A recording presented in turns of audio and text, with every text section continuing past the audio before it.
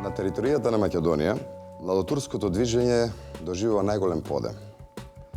Во 1908 година, командантот на Ресенскиот гарнизон Нијази Бек се одметнува од власта на султанот и воспоставува контрола на цела Западна Македонија. Живо сум заинтересиран да дознам нешто повеќе за тоа. А знам како и знам каде.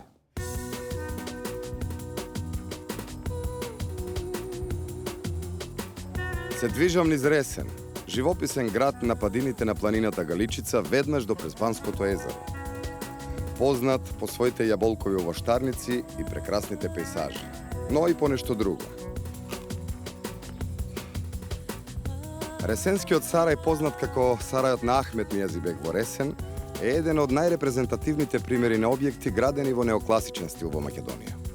Ова е куќата на Нијази Бек. Тој е човекот кој, како водач на младотурското движење, ја освојува Битола. Доаѓа во Ресен, го гради овој сарај, вели: браќа македонци, власи, роми, сега ќе живееме слободно сите во една држава, во едно демократско општество.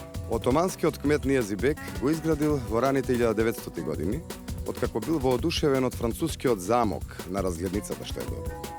Веројатно ќе се согласите да се изгради вакво здание е амбициозен проект и за денешно време, а не пак за почетокот на 20 век.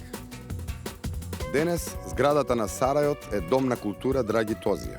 Тука се сместени постојаната поставка на дела на македонската сликарка Ќераца Висулчева и галеријата на дела од Ресенската керамичка колонија.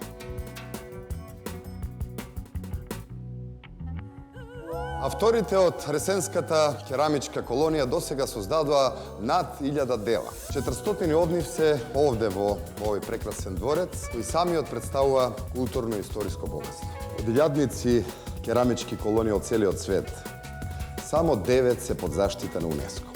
Ова, Ресенската, е една од нив. Велат, кој еднаш фатил глина во рака, целиот живот ќе си игра со неа.